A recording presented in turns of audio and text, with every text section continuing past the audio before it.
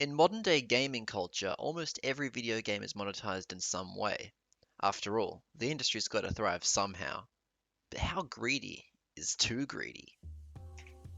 Video games can be divided into two major categories in terms of their monetization scheme: free to play games, or premium games that require an initial purchase to play.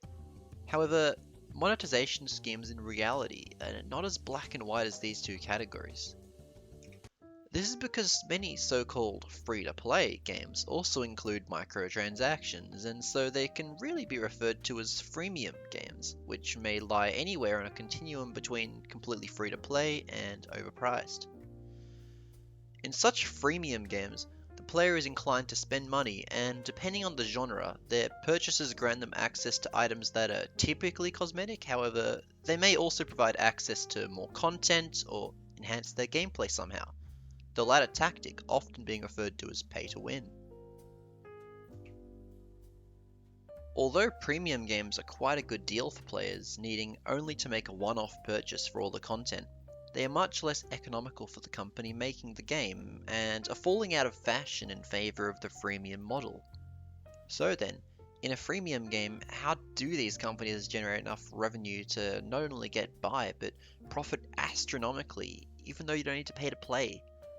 Of course, the answer is microtransactions, and the average consumer might spend more on a freemium game over time than the value of most premium games, or perhaps even no money at all. But the real profit that sustains this model is to begin from whales, people of high income and or who make poor financial decisions who may drop thousands, if not more, on in-game purchases.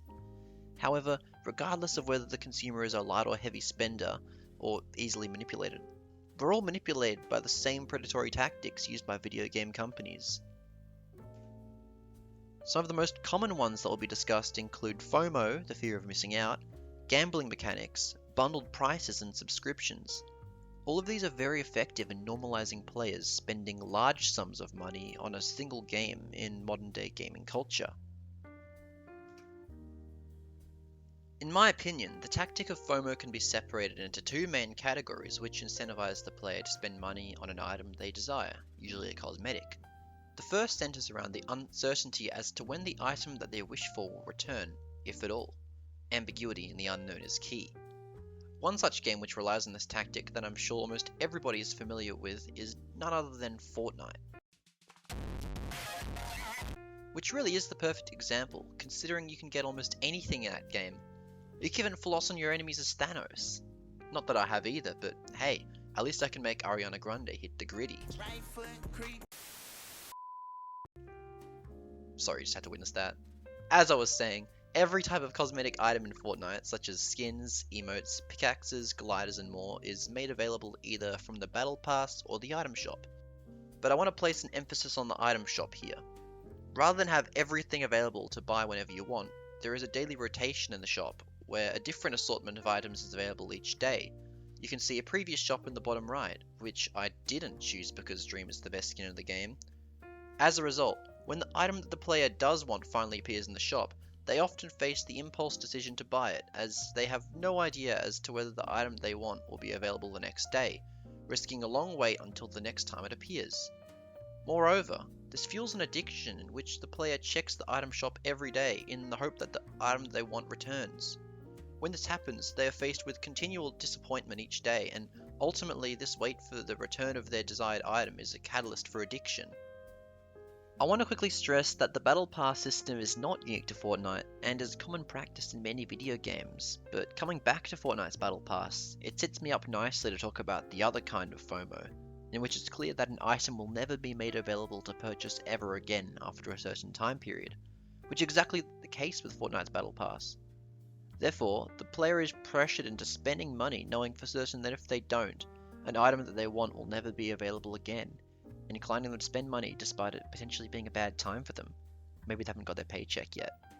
Moreover, Battle Passes ensure that people consistently play the game, as Battle Passes reset after each season, as do most other games.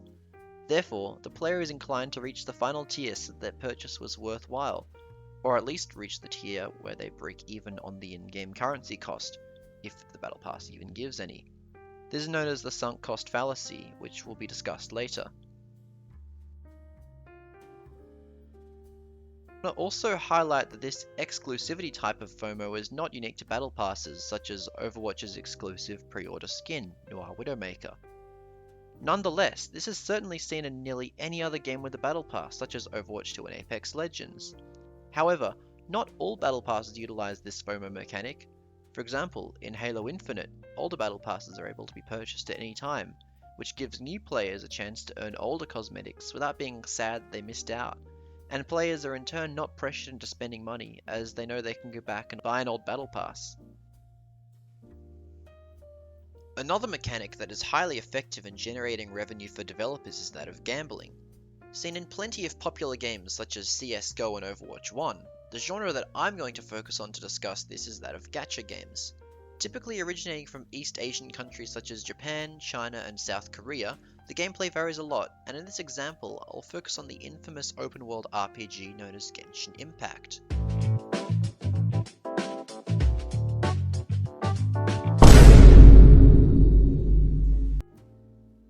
Despite variations in gameplay across gacha games, the monetization model they have that defines them as being a gacha is the same. It centers around the player spending money on a premium in-game currency used for rolls, in which they have a chance to obtain a character or other item. There is almost always a way to earn this currency as you play the game. However, unless the player is very selective as to how they spend it, they usually need to spend money for a better chance of obtaining the character that they want. Genshin has only a 0.6% chance of pulling a character of the highest rarity. However, depending on the game, this probability varies, with Genshin's being notoriously low. In general, due to the numerous characters that are unlockable in these games, when the player finally has the luck to pull a high rarity character, there is of course a chance that the player pulls the wrong character. To solve this issue, gacha games feature banners, which are usually rotated every couple weeks. Banners work by featuring a specific character, usually several, as a rate up, which have a significantly higher chance of appearing and is a 50-50 chance in the case of Genshin. Although this mechanic is effective in reducing the prevalence of off banners, allowing players to have a reasonable chance at getting the right character, it is not without drawbacks, as despite a rate up of 0.3% being an improvement, it is still an abysmally low chance.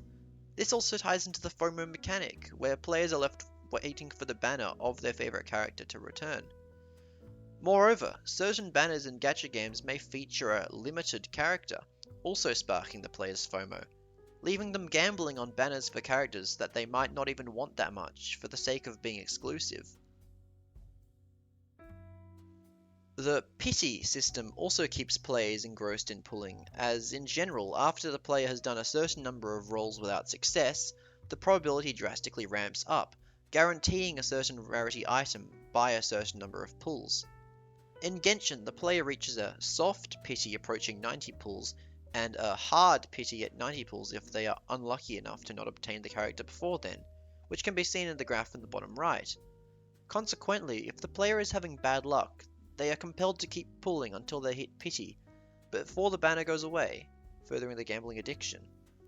Discounted bundles are also a huge aspect of the shop of certain games, in which the player has the opportunity to purchase several items together for a reduced collective price.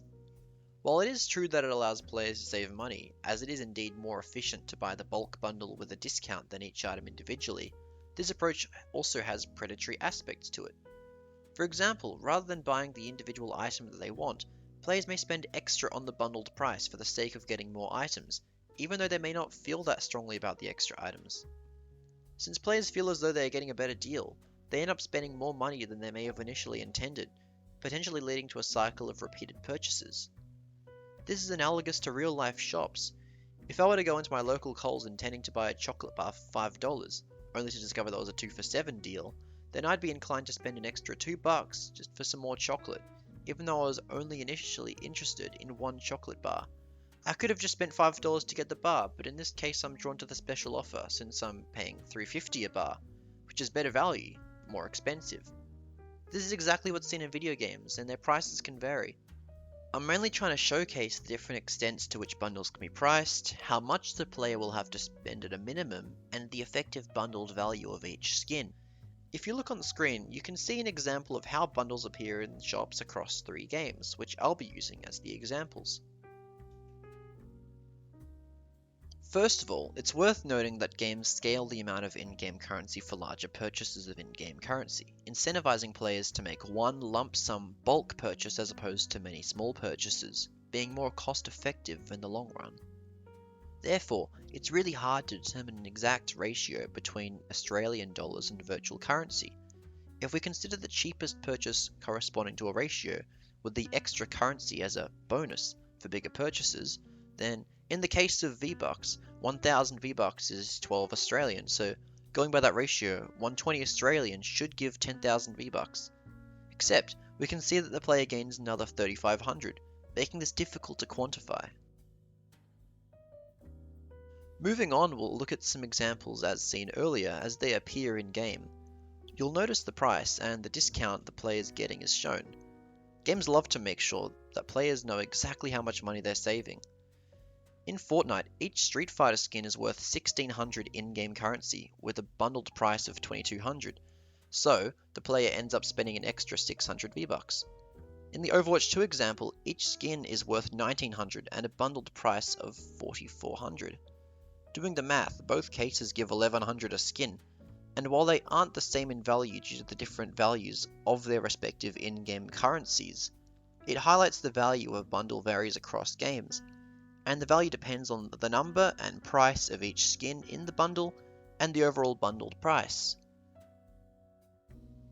Since the player usually can't buy the exact amount of in-game currency needed to make a purchase, they must buy slightly more. For example, in Fortnite, there would need to be a minimum of 30-35 Australian spent, with only 79% of that money going towards the bundle. I'm sure you can imagine for the Overwatch 2 example that would be even more. And with the Valorant example I'm about to give, even more still. Personally, I wouldn't know how hard it is to implement a way to get an exact amount of virtual currency, but these discrete purchases that force players to overspend are yet another way for companies to profit. In this bundle from Valorant, it turns out that the 8700 price corresponds to a whopping 130 Australian minimum purchase, and it turns out that 89% of that money goes towards the bundle, which has a value of 4 full-priced gun skins and a knife.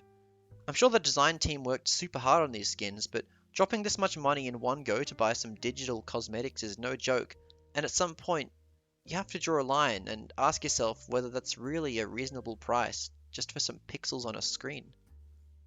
But the skins have cool sound effects too. I don't remember asking. Just kidding. Although that's true, I still don't see $130 being a fair price, or really anything past $100 at most. In general, many players disregard the overall cost of a bundle and rather look at the discounted value of each item. Therefore, not all bundles are inherently predatory, as they do save players some money, but it must be taken into consideration that the entire concept of bundles, intentionally or not, encourages players to make bulk purchases and spend more money than they may have planned in the first place. Subscriptions are offered by some games, usually MMOs such as World of Warcraft or Final Fantasy XIV. In both WoW and Final Fantasy, to progress beyond level 20, a subscription is required, making it effectively mandatory to purchase one in order to properly play the game, rather than just having the subscription provide some kind of bonus content. Longer duration subscriptions are cheaper per month, enticing players with better value just as seen in bundles. Moreover, it disincentivizes quitting, as players who quit with an active membership would feel as though they have wasted their money, which is only exacerbated with longer term memberships. Now that I've gone over 4 common tactics by which games milk money from their player base, it's time to look at the psychology behind this. When a microtransaction is made, dopamine is released, which is associated with receiving the in-game item of interest. This reinforces the brain's association between microtransactions and pleasure. In fact, in anticipation for making a microtransaction, the brain's preemptive release of dopamine may further encourage people to make a purchase. However, this is shaping into becoming the new normal, since there is an ever-growing number of games that adopt these predatory strategies, which is changing the way that us consumers think down to the neural level, known as neuroplasticity. Simply put, this involves the brain modifying its neural connections in response to the environment. In this context, since predatory monetization is all that some of today's gamers will have ever known, their brains may be molded into believing that this is the industry standard. a belief which they may carry into adulthood. This reinforces to them that it's perfectly normal to spend excessive amounts of money on games. When people spend what is in their eyes a large amount of money on a game, the sunk cost fallacy comes into play. The more money spent on a game, the harder it is to quit due to the larger investment, as quitting would feel though they had spent all that money for nothing. So, where does that leave us? What are the main takeaways? Well, we've established that the less consumer-friendly freemium model is extremely effective at raking in large profits for corporations, who accomplish this by getting away with egregious tactics including FOMO, gambling, bundles, and subscriptions. Although the psychology underpinning these strategies is very effective at manipulating today's generation of gamers into believing that such monetization models are the new norm and are acceptable, is the future of gaming culture really as grim as it may seem? In truth, the future is unclear, but it really depends on future changes in consumer demand, marketing decisions, and product regulations, among other factors.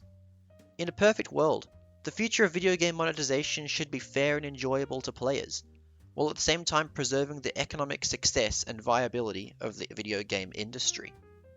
And as always, thanks for watching.